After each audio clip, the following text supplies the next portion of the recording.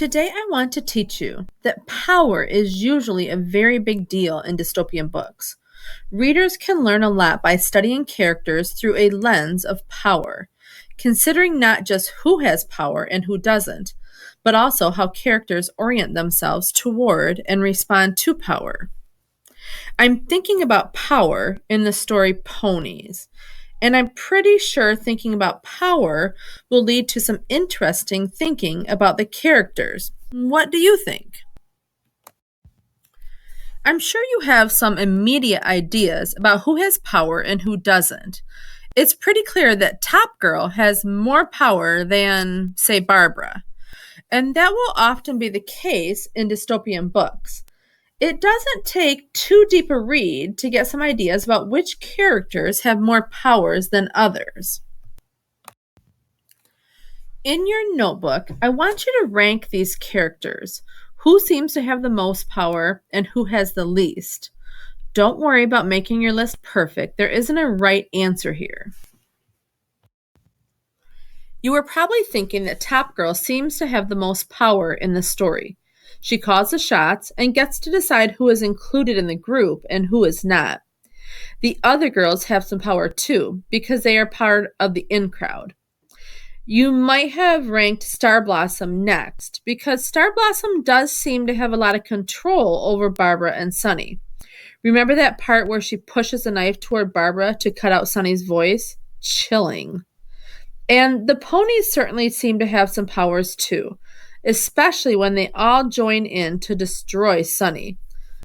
Sunny might have come next on your list. She has a bit more power than Barbara because she actually stands up for herself. And for most of you, Barbara was the least powerful character.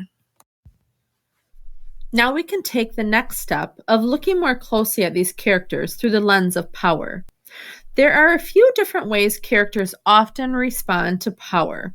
Some characters seek it, they want power and try to get it. Some resist it, they fight against it. Some exert it, which means that they are in charge or they always want to show that they have power over others. Others submit to power, which means they give in to it.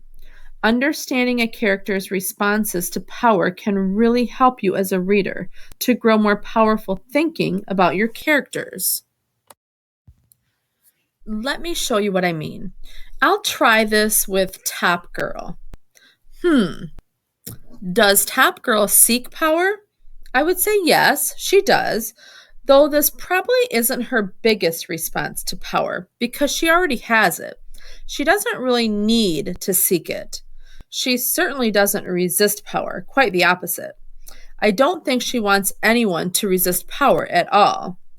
Does she exert it? Absolutely.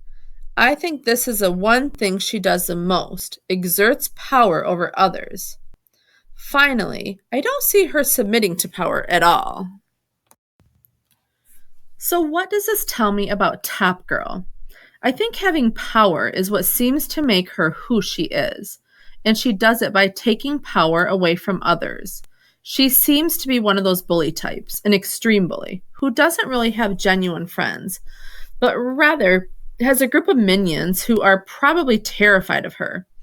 I wonder if exerting power over people is the only way she knows to connect with people. Funny, I didn't think about her this way when we first read this story. Readers, I just came to some interesting realizations about Top Girl. Do you see how I did that?